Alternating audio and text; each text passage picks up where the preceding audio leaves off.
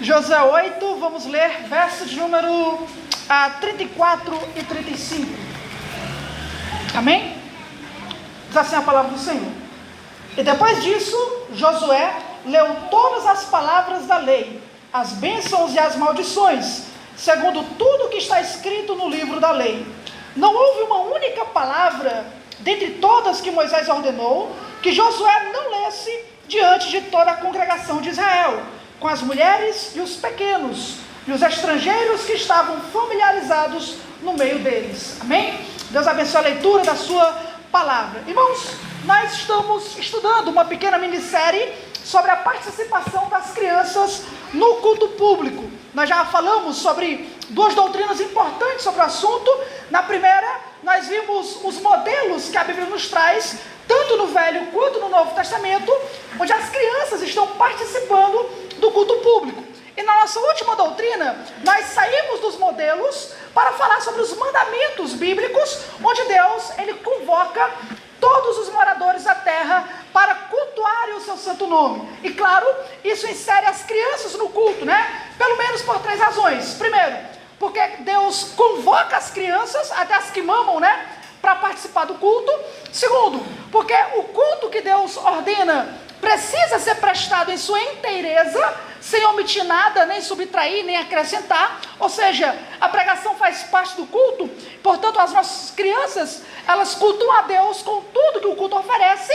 E em terceiro lugar, nós vimos também que o culto, ele é o ponto máximo, o ápice do dia do Senhor, onde nós nos juntamos para glorificar e exaltar o seu santo nome. Então, por causa da natureza do culto, as crianças são convocadas a participarem do culto público, tá? Essas duas primeiras doutrinas já são suficientes para fundamentar aquilo que nós cremos. Nós temos modelos bíblicos e nós temos mandamentos bíblicos. Isso já é suficiente para poder lidar com toda a questão da participação das crianças, tá? Então, o que nós vamos fazer agora? Essa noite e também na próxima doutrina, nós vamos aprofundar o nosso entendimento em 2 outras áreas que tem a ver com a participação das crianças, tá? Hoje nós vamos falar sobre as crianças e a pregação, e no próximo estudo nós vamos falar sobre as crianças e a adoração, tá? Hoje nós vamos falar sobre as crianças e a pregação. Começar pela pregação é de grande importância, por quê? Porque a principal objeção para as crianças serem retiradas do culto para ir para as salinhas tem a ver com a pregação, né? Geralmente o que se argumenta é que a pregação é um tipo de comunicação que não é adequada às nossas crianças, né? Existem igrejas por aí onde as crianças são retiradas desde o início do culto até terminar. Então tem igrejas por aí que o pai e a mãe entram no culto, a criança já vai para um culto infantil que existe ao lado do culto público. Já existem outras igrejas que não, que as crianças participam da oração, participam do louvor, mas apenas na hora da pregação é que elas são retiradas para poder ir para as salinhas, né? Então, a grande objeção que as pessoas colocam tem a ver com a pregação dentro do culto público em relação às crianças. Agora, o que nós falamos já é suficiente para rebater a objeção, tá certo? Por quê? Porque o modelo que nós temos na Bíblia é que mesmo durante a pregação, as crianças estão presentes. Por exemplo, o que nós acabamos de ler. Esse texto aqui de Josué, os irmãos podem perceber, o que Josué estava lendo aí? Josué estava lendo o livro escrito por Moisés. Talvez seja Deuteronômio, talvez seja Levítico, talvez seja Êxodo, mas não é uma leitura tão simples até para nós hoje. Mas quem é que estava participando da leitura do livro, onde ele leu por completo os sermões de Moisés? Homens, mulheres e os pequenos. A palavra hebraica aí, os pequenos, significa aqueles que dão passos curtos. Ou seja, a imagem não é nem tanto de uma criança de 10 anos, né? A imagem realmente parece a de um bebê, que está dando passos curtos ali, na sua tentativa de caminhar, de andar. Então, até mesmo na leitura da lei, de uma lei densa, de uma lei completa, já que ele leu ali, não teve nada que Moisés escreveu, que Josué não leu diante do povo, as crianças de passos curtos estavam presentes. Então, só o modelo bíblico já nos deveria fazer pensar diferente. Ora, se a pregação é difícil para uma criança e por isso elas têm que ser retiradas, ainda mais a lei de Moisés. Quão difícil deve ser para crianças de passos curtos. E ainda assim, Deus convoca as crianças para estarem presentes. Mas não apenas o modelo, mas a convocação também. É muito claro na Bíblia que Deus convoca as crianças para o momento da pregação, não somente para o momento do culto em sua inteireza. Por quê? Porque é muito claro, o culto público tem que ser dado em sua inteireza para Deus. Ou seja, Deus quer que você ore, Deus quer que você cante e Deus quer que você ouça a sua palavra. Quando a criança entra, o que Deus quer? Deus quer que aquela criancinha participe da oração, participe do momento de louvor e participe da leitura e da explicação da palavra de Deus. Então Deus convoca elas a participarem da completude do culto. Então essas não são questões, objeções que são válidas para nós, porque poderiam ser válidas para Deus, e Deus simplesmente passou por cima dessa objeção, quando Ele convoca as crianças a participarem do culto, tá? Então essa não é uma lógica, é mais uma lógica humana do que uma lógica bíblica, né? É igual aquela história do pastor Marcos Granconato disse que uma vez estava ensinando sobre os 10 mandamentos. Os irmãos lembram dos 10 mandamentos? Não adorará os outros deuses, não fará imagem de Deus, não tomará o nome do teu Deus em vão. Aí ele continua, né? Não matarás, não assassinarás. E ele ensinando esses mandamentos. E aí uma professora que estava presente ali, de aquilo que estava sendo ensinado para as criancinhas, ela chegou para o Marcos Granconato depois e falou o seguinte: olha, pastor, eu acho que esse não é o jeito certo de ensinar as crianças. Você tem ideia do efeito negativo que a palavra não tem para uma criança?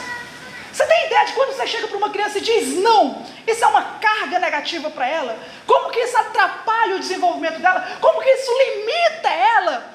E o Granconato falou: meu Senhor, Deus não percebeu isso. Como é que Deus não percebeu? Ainda bem que a gente descobriu, não é? O não é tanto pedagógico, não é porque nós somos muito corruptos mesmo, né? Somos muito pecadores. Então, a nossa lógica não pode ser essa lógica mundana ou secular que tem certo sentido em sua própria área. Mas em área de culto público, quem manda é Deus. É Deus quem convoca, é Deus quem manda, é quem Deus diz, é Deus quem diz como tem que ser. Mas eu quero falar da pregação, por quê? Não tanto nesse aspecto de objeção, mas no outro aspecto. No aspecto de que nós temos que lidar com as consequências da nossa decisão. Ora, se nós cremos que as crianças fazem parte do culto público, então a gente vai ter que lidar com essa consequência.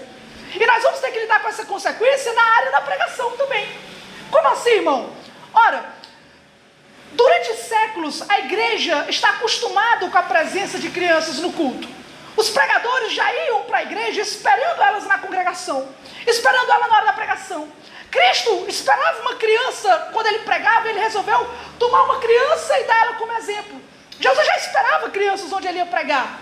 E durante séculos a igreja tem esperado crianças no culto. Mas a nossa geração é diferente. A nossa geração é uma geração que não está acostumada com a presença das crianças no culto. Nós estamos acostumados com a ausência das crianças. O que isso significa? Significa que nós, pregadores, não nos preparamos para as crianças. Por quê? Porque estamos acostumados com a ausência delas. Então nós não estamos acostumados com pregações que chamam as crianças, que se dirigem a elas. Por quê? Porque nós somos parte de uma geração que geralmente as crianças não estão lá na hora da pregação. Elas são retiradas. Então nós não nos acostumamos a falar diretamente para elas. Nós já estamos acostumados a não tê-las aqui. E eu sou um exemplo disso. Uma vez eu fui chamado para pregar numa conferência, e aí, algumas semanas antes da conferência, a equipe da conferência mandou uma mensagem para mim e falou o seguinte: olha, quando o irmão vier trazer a pregação, aqui na nossa igreja, as crianças estão acostumadas a estar na hora da pregação. Então o nosso costume é trazer uma ilustração para que as crianças desenhem essa ilustração na hora do culto. O irmão pode preparar uma ilustração porque as crianças estarão lá. Aí olha que coisa diferente, né? Além de eu preparar a pregação, agora eu vou ter que preparar uma ilustração para as crianças. E aí eu preparei a ilustração. Quando chegou no dia, na hora de pregar, eu me esqueci das crianças. Preparei preparei a ilustração e não trouxe ilustração nenhuma. Por quê? Porque eu não estou acostumado com crianças no culto. Estou acostumado com elas não estarem na pregação. Estou acostumado a pregar para adultos, para os senhores, para os jovens, para adolescentes, para criança não. Então, depois da pregação, aí depois, irmão, rapaz, as crianças estavam esperando e tal. Pois, rapaz, esqueci, não tem o que fazer, né? Porque nós não estamos acostumados. Então, se a nossa igreja decidiu, por meio de sessão, que as crianças estejam no culto, eu acho que está na hora da gente dar um passo a mais. Que é o quê? Se preparar para as crianças na hora da pregação. Hoje, talvez, diferente de outras doutrinas, eu vou citar mais do que o comum, porque é um tema que não é tão comentado hoje, né? Então eu vou trazer mais comentários antigos que vai nos auxiliar a esse entendimento. Lembrando, quando eu falo de criança, eu não estou falando apenas de recém-nascido, de bebê, tá? Estou falando de criança ali de 0 até 12 anos de idade. Até 8, 9, 10, 11, 12 anos de idade, tá? Então, o que nós vamos fazer hoje? Tendo em vista que a pregação é importante e é o principal momento onde nós nos comunicamos com o povo de Deus, então eu quero trazer duas palavras hoje. Primeiro, uma palavra aos pregadores, uma palavra para nós que costumamos pregar, já que nós estamos ali na linha de frente, obviamente, da pregação. E essa é uma palavra que nós vamos ter que fundamentar biblicamente, para que a igreja também aprenda nesse processo que nós estamos criando, tá? Em segundo lugar, eu quero trazer uma palavra para nós que somos pais. Ou seja, eu vou ser corrigido duas vezes, né? Eu vou ser corrigido como pregador, vou ser corrigido como pai também. Porque a gente sabe da dificuldade que é a lidar com as crianças, né? Então hoje nós vamos dirigir uma palavra aos pregadores e depois uma palavra aos pais. Quando a gente encerrar, aí eu quero trazer uma proposta para os pregadores. É uma proposta que está muito bem fundamentada na Bíblia, trazendo vamos dizer assim, um auxílio por parte da igreja. Vou explicar melhor no final. E depois eu quero trazer uma proposta para os pais, para que a gente consiga inserir as crianças no culto, principalmente na hora da pregação, tá? Então, vamos partir então primeiro para uma palavra aos pregadores, aos irmãos que pregam, aos irmãos que querem pregar, a igreja que reconhece o que é pregação, o que é pregador. Nós devemos lembrar que a pregação, ela é um ponto alto do culto, tá? O que é pregar? Pregar é proclamar a palavra de Deus com fidelidade. Isso é pregação. Quando a gente proclama a palavra do nosso Deus com fidelidade. Só que a natureza da pregação é algo extraordinário. A Bíblia trata a pregação como sendo o próprio Deus falando. Quando o homem de Deus, que é o embaixador, ele prega a palavra de Deus, Deus está falando na igreja. Deus está se comunicando com a igreja. E isso acontece de forma tão eficaz que Paulo, ele vai dizer que a hora da pregação é a hora que Cristo está na igreja. Cristo está falando com o seu povo. É por isso que os irmãos não escutam apenas a voz do pastor, a voz do pregador. Geralmente a gente escuta o quê? A voz de Deus. Porque a gente reconhece que a pregação é Deus falando. Então a natureza da pregação é importante e por isso ela é uma grande responsabilidade por parte de quem prega. Porque se é uma grande responsabilidade para quem escuta a palavra, Jesus já disse, prestar atenção como ouvis. Então quem escuta precisa ouvir com devida atenção. Mas existe uma responsabilidade para quem fala. Por quê? Porque quem prega está falando em nome de Deus para o povo de Deus. Quem prega está trazendo um discurso dizendo que Deus assinou embaixo, dizendo que é Deus quem está falando isso para o povo dele. Então existe uma responsabilidade para quem está pregando. E é justamente dentro dessa responsabilidade que o pregador precisa se ater a quem está ouvindo a pregação. Qual é a pessoa que está escutando? Qual é o tipo de ouvinte que ele tem ali? Porque a responsabilidade é dele e não da igreja. É a responsabilidade dele discernir como aplicar a palavra de Deus para o povo de Deus. Abra sua Bíblia, 2 Timóteo capítulo 2, uma palavra aos pregadores, verso de número 15. Segunda carta de Paulo a Timóteo, capítulo 2, verso de número 15. Procura apresentar-te a Deus aprovado, como um obreiro que não tem de que se envergonhar, que maneja bem a palavra da verdade. Olha isso. Paulo diz para Timóteo se mostrar aprovado, como obreiro que não tem de que se envergonhar, dividindo corretamente ou manejando bem a palavra da verdade. A ideia de manejar, essa ideia realmente de dividir. Eu acho que tem até essa versão, é aqui em James, dividindo corretamente a palavra da verdade. A ideia que Paulo está trazendo aqui para Timóteo é a ideia de um dono de casa que ele vai repartir a comida para sua família. E aí ele precisa dividir a comida corretamente. Quem é maior, quem é mais velho, come mais, né? Quem é menor, quem é criança, quem é pequeno, come menos. Então o que o pregador tem que fazer? Ele tem que ter discernimento para aplicar corretamente a palavra de Deus em diferentes tipos de pessoa.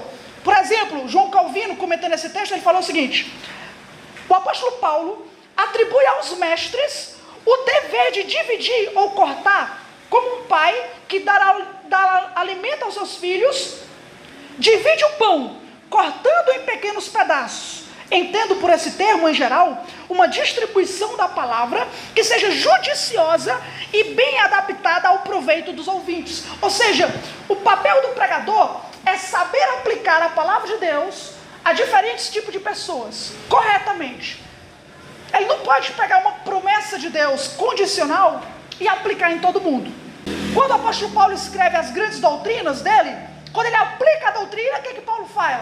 Paulo diz o seguinte: olha, aos maridos, às esposas, aos filhos, aos servos, o que Paulo está fazendo? Ele está dividindo cada pedaço da palavra de Deus e aplicando corretamente. Jesus costumava dividir isso, pelo menos em dois tipos de jeito. Primeiro, ele costumava, quando ele pregava Jesus, ele costumava dividir a sua audiência entre aqueles que eram crentes e aqueles que eram incrédulos. Ele pregava aos crentes e ele também aplicava a mesma verdade aos incrédulos, de forma diferente. Às vezes ele fazia outro tipo de diferença entre aqueles que eram crentes verdadeiros e entre aqueles que eram crentes falsos, os fariseus, os hipócritas. E ele sabia discernir. Por quê? Porque o que Deus diz para um, Deus não diz para outro.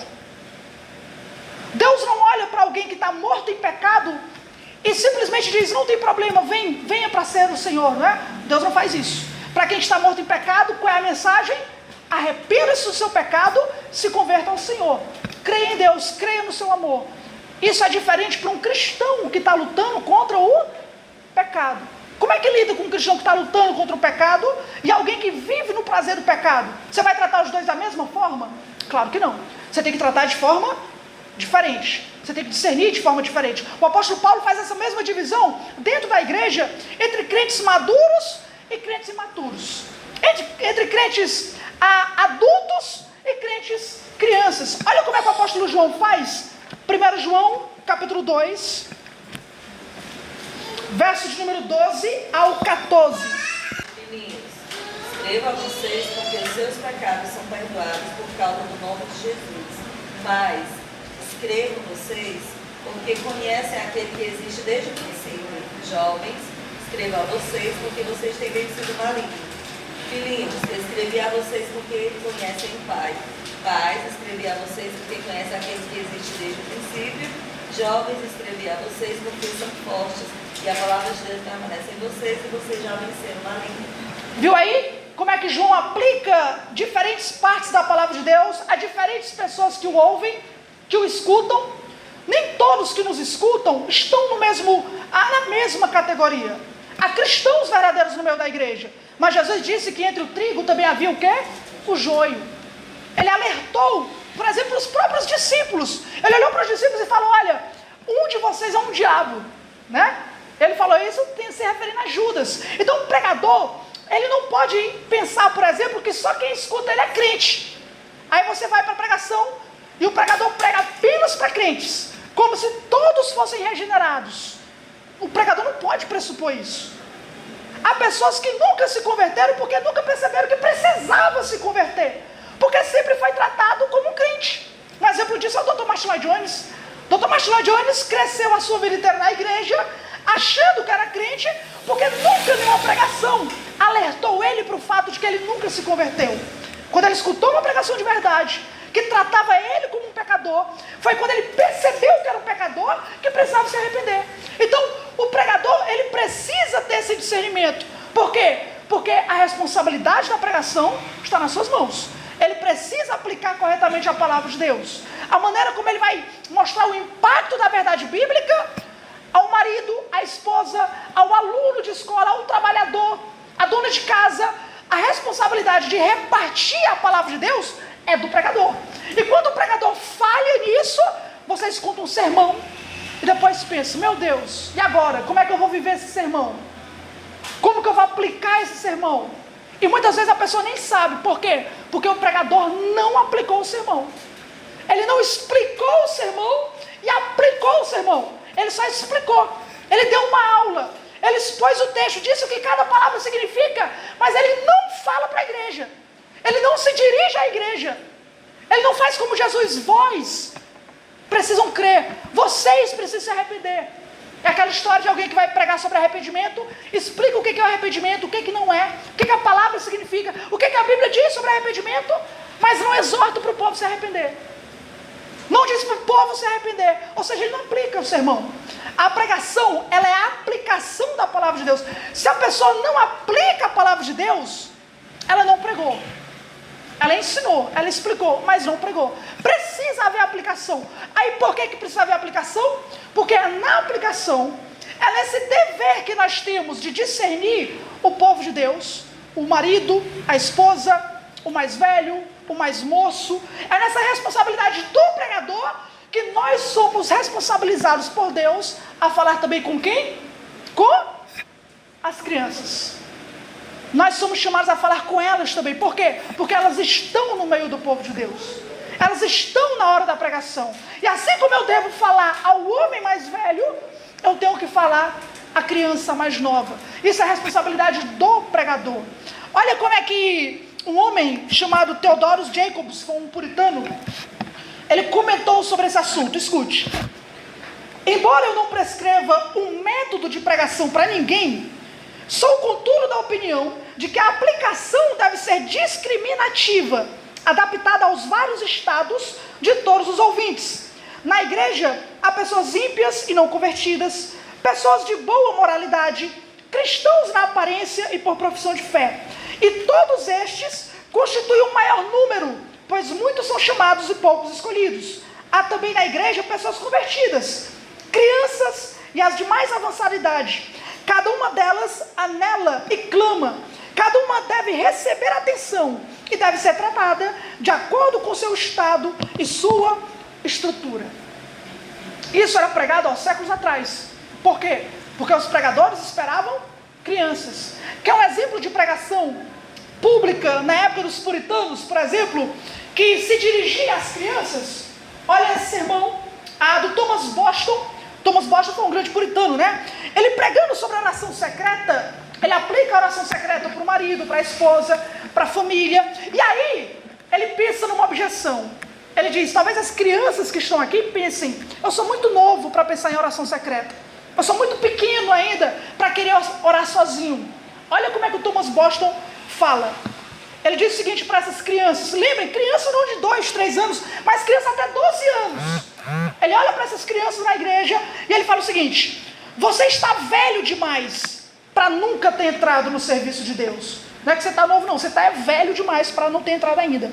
Lembre-se de que Josias, quando tinha apenas 8 anos, começou a buscar o Senhor Deus de seu pai Davi. Obadias, mordomo de Acabe, temeu o Senhor desde a sua juventude. João Batista foi santificado desde o ventre. O mesmo aconteceu com Jeremias. Timóteo conhecia as Sagradas Escrituras desde criança. Você nunca pode começar a ser religioso tão cedo. Ninguém jamais se arrependeu de ter buscado o Senhor, mas todos se arrependeram de não terem começado a procurá-lo antes.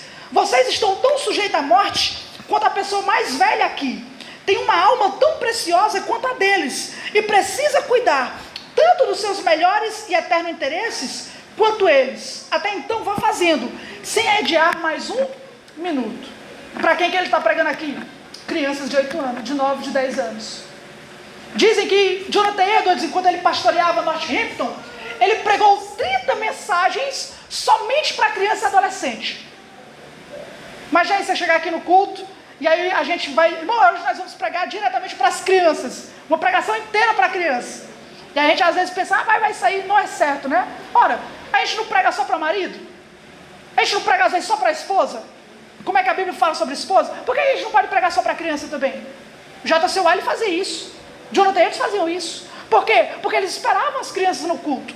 E nós não temos esse costume. Até mesmo nós que, eu digo, me incluindo aqui no problema, que decidimos isso, muitas vezes nós mesmos esquecemos que as crianças estão aqui.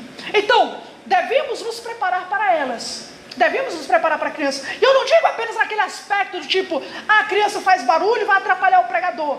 Não é nesse sentido. É no sentido de se dirigir para elas mesmo, de falar com elas mesmo, de chamar a atenção delas mesmo, de conversar com elas. Existem alguns métodos comuns para isso, tá? Durante a história da igreja, você encontra alguns métodos de pregadores para se dirigir às crianças. Eu separei pelo menos 3, tá? O primeiro método, que é o que eu acabei de citar, por exemplo, é aquele método onde o pregador, ele faz uma aplicação direta para a criança. Como, por exemplo, esse do Thomas Boston, né? Ele está pregando, prega para todo mundo, e aí ele também chama a atenção das crianças, e ele prega também para as crianças. Isso é um método bom, e pode ser colocado na pregação. Agora, existe outro método, que é um método que é chamado método de introdução ao sermão. Introdução ao sermão. Ainda é usado hoje em muitas igrejas reformadas, né? Tem um pastor, James Montgomery Boyce, que foi um presbiteriano muito conhecido, ele tinha esse costume. Como é que é esse método de introdução ao sermão? Quando o pastor é chamado para pregar, antes dele começar a pregação, ele faz a leitura do texto, e aí ele chama as crianças à frente, durante 2, 3 minutos, ele dá um resumo do sermão na linguagem delas. Por exemplo, ele vai pregar sobre pastor. Aí ele chama as crianças, era assim que o James Montgomery Boyce fazia, né? Ele chama as crianças para frente, e aí ele pergunta para elas, por exemplo, vocês sabem o que um pastor faz? Deus é o nosso pastor, o que um pastor faz? E ele comenta, às vezes por meio de uma pergunta, por meio de uma ilustração. Ele fala 3 minutos ali com a criança, depois a criança volta para os seus assentos, e aí ele vem para o sermão, e ele prega. Esse é um método muito conhecido, muito usado em muitas igrejas reformadas hoje. Talvez você procure na internet, você vai encontrar homens, por exemplo, o R.C. Sproul. O R.C. Sproul, em alguns lugares onde ele pregava, ele tinha esse costume. Eles oravam, depois ele chamava as crianças, e aí ele se abaixava, sentava às vezes no púlpito, conversava com elas, mandava elas de volta, e aí continuava o sermão. Porque a criança já iria se familiarizar com aquilo que ele iria pregar. Seria mais fácil dela assimilar a mensagem, né? Em vez de ele pregar numa linguagem inteira infantil, ele dava essa introdução para poder falar com a criança. Existe um terceiro método, e aqui eu coloquei como método de ilustração da pregação. Eu acho que um dos exemplos que eu vi realmente de perto não, que eu ouvi na verdade, e que os irmãos podem ouvir também, diferente desses que são mais difíceis, né? São mais de fora. O pastor Heber Campos Júnior, ele pratica isso no seu ministério, tá? Como é que é esse método de ilustração?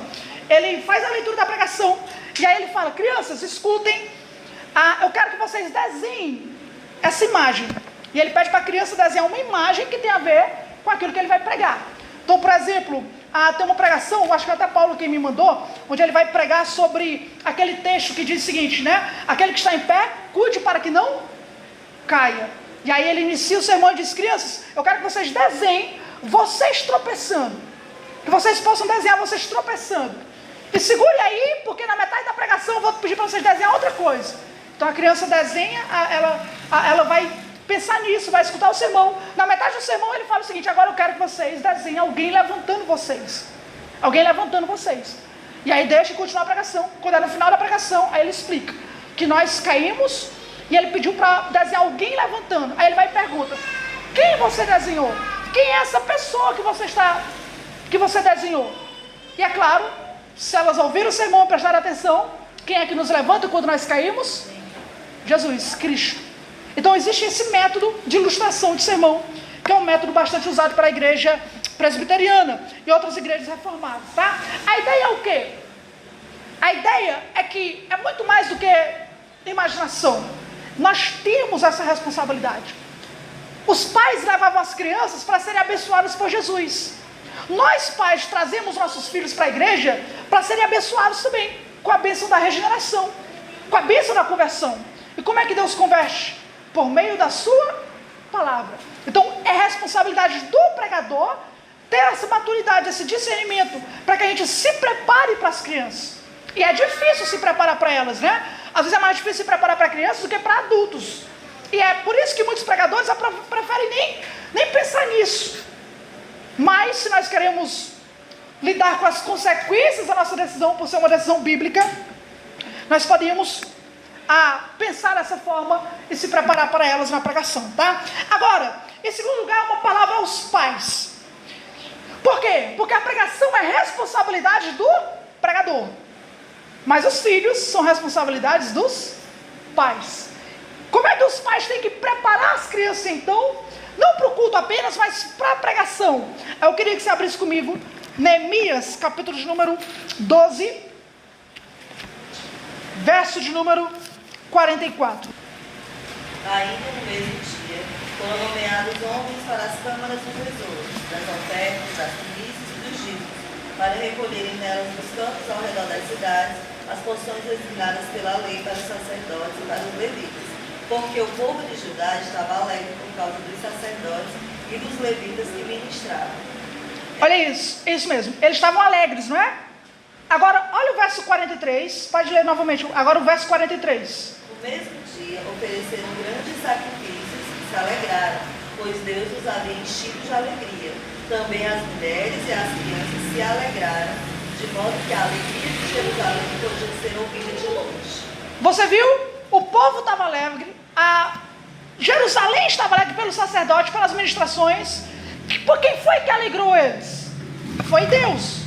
Deus alegrou quem? O povo. Que povo? Mulheres e crianças. Prestando atenção na palavra naquele dia. Agora o capítulo 13, somente o verso 1. Pode ler o verso primeiro. Naquele dia, o livro de Moisés foi lido para o povo. E nele achou-se escrito que os amonitas e os moabitas não deveriam jamais entrar na congregação de Deus. O 2 também, Paulo. Porque não tinham ido ao encontro dos filhos de Israel com pão e água. Em vez disso, contrataram Balaão para os amaldiçoar. Mas o nosso Deus transformou a maldição em bênção. Olha aí, no mesmo dia teve sacrifício, no mesmo dia teve alegria, Deus alegrou eles, no mesmo dia teve o quê? Leitura da lei, explicação da lei. E quando você vê povo aqui, você já imagina quem está presente? Todo o povo de Deus. Quem é? Os homens, mulheres e crianças. Significa que Deus não alegra no culto apenas os pais. Deus também alegra no culto as crianças. Deus pode prover essa alegria para os nossos filhos. Deus pode fazer isso. Por quê? Porque é Deus quem deseja a participação deles. Se Deus é quem deseja a participação deles, Deus trabalha no coração de cada um, de acordo com a sua própria vontade. Está na responsabilidade de Deus, muito mais do que na nossa. Qual é a nossa responsabilidade? É introduzi-los no culto. Agora, a introdução das crianças no culto, eu vou falar especialmente da pregação, sobre questões gerais, eu vou falar melhor na outra doutrina, mas significa aqui que as crianças não são passivas no culto. Homens se alegraram em Deus, mulheres se alegraram em Deus e as crianças estavam esperando o culto acabar, né? Elas não participaram do culto, não é? Elas não estavam nada a ver. Não. Elas estavam lá ativamente no culto. A ideia da criança no culto não é uma ideia passiva. Não é uma ideia de que... imagine alguém chegando para você e falando o seguinte: olha, irmão, faça o seguinte. Seu filho é pequeno, né? Tem 5 anos, 10 anos. Vá para a igreja. E quando você for para a igreja, pode deixar ele aqui em casa, para poder ele não atrapalhar você. Toda vez que você for para o culto, pode deixar a criança aqui em casa que eu cuido dela. E aí, o que você ia dizer? De forma nenhuma, né? Vamos levar a criança para a igreja. Aí eu quero que meu filho comigo, eu e a minha casa, serviremos ao Senhor. E aí, quando a gente traz a criança para a igreja, geralmente o que nós fazemos? Deixamos ela de lado e vamos cultuar. Não envolvimos ela no culto. Nós toleramos a presença dela, nós fazemos elas esperarem o término do culto, como se elas não fizessem parte do culto. Como se Deus dissesse: apenas traz elas, mas eu quero a adoração de você somente. Não é? A alegria não é só da mãe e do pai, não. A alegria de Deus alcança as crianças. Lembra que Jesus estava no templo quando as crianças começaram a cantar hosanas ao filho de Davi. Quem é que estava cantando? Eram as crianças. As crianças estavam lá, contribuindo com o culto, prestando o culto. Isso não acontece, claro, de forma automática, né? Nós vamos falar disso melhor, sobre crianças e adoração, na próxima mensagem. Mas a ideia é que nós temos que envolver as crianças ativamente no culto, também na hora da pregação. Na hora da pregação também, como sendo uma palavra de Deus dirigida a todo o povo, a todos. Imagina o pregador prepara uma aplicação para os adolescentes. Quando ele olha para os adolescentes estão quietos lá, né? ou dormindo, ou não vem para o culto. E aí, não adianta o pregador preparar o sermão, se as mães e os pais não preparar as crianças para receber o sermão. Isso é a responsabilidade do pai e da mãe, de poder cultuar a Deus, introduzindo a presença dos seus filhos, com seus filhos lá, se alegrando com ele. Não estou dizendo que é fácil, não é nada fácil. Nós vamos falar disso melhor na outra doutrina. Mas isso é bom cultuar a Deus. Existem dificuldades que valem a pena, existem sacrifícios que valem a pena, porque bom é adorar o Senhor, bom é louvar o Senhor. E nossos filhos podem aprender isso quando nós envolvemos ele na pregação, quando eles percebem o nosso prazer na adoração. É por isso que Jesus, o Deuteronômio 6 fala, antes de dizer para o pai ensinar a criança o caminho que tem que andar, inculcando a palavra dela, diz o quê? Ame o Senhor teu Deus de todo o teu coração, de toda a tua alma, de toda a tua força. Ensine o teu filho como ele deve andar. Primeiro ele diz o quê? Que os pais têm que amar a Deus. Quando o pai ama a Deus, quando o pai tem prazer em Deus, aí ele vai procurar envolver o seu filho naquilo que ele tem prazer. Não é igual o time de futebol? O pai é doente pelo time aí do Corinthians, do Flamengo, do não sei o quê. Ele é doido por esses times. A criança mal nasceu, é um bebê, ele já tem uma roupa do time, ele já tem um boné do time. E na medida que ele vai crescendo, o pai vai ensinando ele a ter alegria na hora do gol daquele time, a ter tristeza na hora que o time perde, né? Por quê? Porque aquilo que ele tem prazer, ele faz, ele envolve naturalmente. Nós devemos fazer a mesma coisa com os nossos filhos. A pregação não é simplesmente um momento chato do filho, onde o filho vai ter que suportar a pregação, como se a pregação não fosse para ele. A pregação é para ele. Ainda que ele não entenda tudo, não tem problema. Ele está envolvido num ambiente que é importante. Existem duas formas de aprender uma língua, né? Quais são as duas formas? Primeiro, você faz um curso técnico ali, você vai estudar aquela língua, você vai memorizar aquela língua, vai tentar aprender aquela língua num curso. Qual é a segunda forma? Você vai para um país que fala aquela língua, você se insere lá no meio e tenta aprender no dia a dia. Sabe qual é a forma mais eficaz de aprendizado? Essa segunda. A criança, você acha que a criança aprende português como? Indo para a escola, ABCD, primeira maneira de escrever as palavras, a gramática, então ela começa a falar português? Não, ela está inserida no meio de adultos que falam português, e ela vai pegando, uma palavra aqui, isso significa isso, significa aquilo. Na igreja é assim também. Ela não precisa entender tudo do texto. Ora, às vezes nem a gente entende tudo da pregação, quanto mais uma criança, né? Mas ela está inserida nesse ambiente espiritual, onde ela percebe que o que acontece aqui é diferente do que acontece em casa, do que acontece quando uma família visita outra. Aqui existe um ambiente diferente. Então ela aprende dentro do ambiente. E aí o pai traz a criança com esse objetivo, de que ela seja treinada para entender aquilo que é falado, tá? O melhor método para preparar, existem alguns métodos, né? Não vou cansar os irmãos mais com essas questões, a não ser que vocês perguntem no final. Mas o melhor método para isso é o culto doméstico. A melhor maneira de preparar uma criança para um culto público é preparar a criança por meio de um culto doméstico. Culto doméstico é o momento onde a família louva a Deus como Deus da sua família, do seu lar. Ali, no ambiente do culto doméstico, as crianças vão entender a hora de louvar, a hora de ler a Bíblia, a hora de aprender. Se ela não se acostuma com o próprio pai abrindo a Bíblia para explicar, ela nunca vai entender um estranho subindo no púlpito para pregar. E ela tem que prestar atenção. Mas quando a criança ela é envolvida no culto doméstico, ela entende melhor que aquele momento é um ambiente de aprender a palavra de Deus, de cantar, de orar, de ser ensinada a como se conduzir na adoração a Deus. Quando ela vem para o culto público, ela tem um entendimento melhor sobre a hora da pregação, sobre a hora de ler, sobre a hora do louvor, sobre a hora da oração. A melhor forma de introduzir então a criança no culto público é por meio do culto doméstico. Na hora da pregação pode existir outras formas, né? Por exemplo, as crianças que já sabem escrever, ler, os pais podem trazer um bloco de notas para que a criança possa estruturar o sermão, né? Anote os pontos do sermão. O pregador fala, primeiro ponto, tal e tal e tal, a criança anota. Segundo ponto, a criança pode ser educada pelo próprio pai a escrever, ou então a escrever palavras difíceis que ela não entendeu, e aquela palavra chama a atenção dela, ela pode escrever. Claro, falando de crianças que já sabem ler, que já sabem escrever, que estão prestando atenção. Se elas não souberem, teve um pastor falando sobre esse assunto, ele disse que usava um método diferente para os filhos dele, quando os filhos não sabiam escrever. Ele pegava os nomes principais que seriam pregados naquela noite. Então, por exemplo, o sermão seria sobre a volta de Jesus ou sobre Santa Ceia. Então ele escrevia o nome Jesus, escrevia o nome Ceia, escrevia o nome Igreja e mandava os filhos riscarem embaixo, botarem um risco, toda vez que escutasse aquele nome na pregação.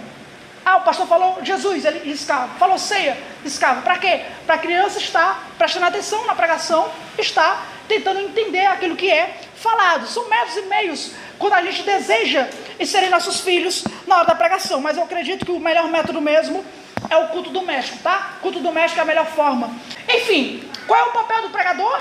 O papel do pregador é preparar a mensagem, trazendo aplicações a todos os ouvintes de forma diferente que vão lhe ouvir. Qual é o papel dos pais? O papel dos pais é preparar os filhos para que eles possam estar ouvindo a pregação. Isso vai auxiliar melhor para que a palavra de Deus possa verdadeiramente ser aplicada ao seu povo, àqueles que Deus mesmo convocou, tá? Então vamos concluir? E aí a minha conclusão não são aplicações que eu fui falando durante a mensagem, mas são duas propostas da nossa igreja, já que nós estamos lidando com esse assunto, tá? A primeira proposta é para nós que somos pregadores. E qual é a minha proposta? A minha proposta para nós que somos pregadores é nos preparar para as crianças na hora do culto, na hora da pregação. Para a gente tentar, claro, não vai ser todo sermão que dá para fazer isso, mas, assim como não tem como aplicar todo sermão a todos os tipos de pessoas, mas nos esforçar para trazer aplicações em relação às crianças. Eu acho que o melhor método que nós podemos trazer, pelo menos nessa primeira etapa, não é apenas de trazer aplicações, mas é aplicar esse método que o pastor Heber Campos já utiliza, né? E muitas igrejas reformadas já utilizam, que é o quê? A gente pensar em ilustrações que resumem ou que destacam algum ponto central daquilo que nós vamos pregar, tá? Então nós pensamos em alguma ilustração para que as crianças, aquelas que podem desenhar, aquelas que entendem, que assimilam, claro, possam ser envolvidas na hora da pregação. Os irmãos entenderam qual é a proposta? Estou falando de alguma coisa aqui, irmãos, que vai além de uma doutrina, né? Estou falando de como nós podemos trazer isso de verdade para a nossa igreja. E eu acredito que essa é uma boa forma, um bom método, já que é bem praticado aí, já é bem aplicado. Com esse objetivo em vista, eu já estava conversando com alguns irmãos que primeiro me procuraram, na verdade, casou a ideia. E se esse é o nosso objetivo, a igreja vai se preparar para organizar um caderno de pregações, ou um bloco, na verdade, né, de pregações, para as crianças desenharem essas ilustrações ditas pelo pastor, pelo pregador. Entendeu? Num primeiro momento, a igreja não vai sempre estar disponibilizando, não, né? Não tem como. Mas para a gente iniciar essa ideia, para introduzir as crianças na igreja, nós vamos organizar, especialmente as meninas, né, que estão aí na frente desse trabalho, um caderno bonitinho e tal, um bloco bonitinho para que as crianças possam estar na hora da pregação, aguardando a ilustração do pregador, para que elas possam desenhar e se preparar e estarem envolvidas na hora da pregação. Essa é uma proposta que eu trago aos pregadores e também à igreja, aos pais de forma geral. Amém? Segunda proposta é para os pais. Qual é a proposta para os pais? Realizar o culto doméstico. Aplicar o culto doméstico.